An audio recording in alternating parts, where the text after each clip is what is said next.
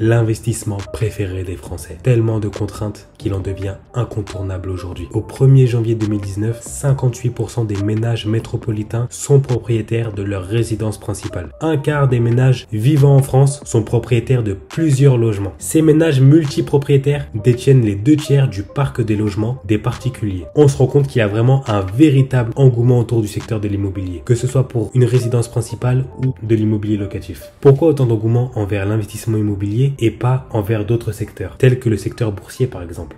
La plupart des Français, avant d'être propriétaires, étaient locataires. Et en étant locataires, ils ont eu un lien direct justement avec le secteur immobilier en payant à la fin de chaque mois un loyer à leurs propriétaires. Et donc, au quotidien, ils ont eu cette relation autour de l'immobilier avec leurs propriétaires qu'ils n'ont pas eu avec la bourse. Avec la bourse, les personnes qui ne travaillent pas en bourse ou qui ne connaissent pas des personnes qui elles-mêmes ont un rapport direct avec la bourse n'investissent pas en bourse. Pourquoi l'immobilier locatif aussi? Pourquoi un quart des ménages français détiennent la majorité des biens immobiliers? Qu'il faut savoir, c'est que le rendement déjà de l'immobilier locatif est en moyenne entre 3 et 7%. Pour certains, c'est beaucoup et pour d'autres, c'est peu. Les personnes qui trouvent que ce rendement est élevé sont celles qui n'ont pas de rapport avec les autres secteurs d'investissement et qui souhaitent investir dans l'immobilier justement. Quand on veut investir, le premier endroit vers lequel on se rend en premier, c'est vers notre établissement de crédit. On va prendre un rendez-vous avec notre conseiller bancaire pour qu'il nous propose les solutions qui vont répondre à nos besoins. Ces solutions tournent à un rendement faible, moins de 1% actuellement, et donc on se tourne vers d'autres types d'investissements tels que le secteur immobilier.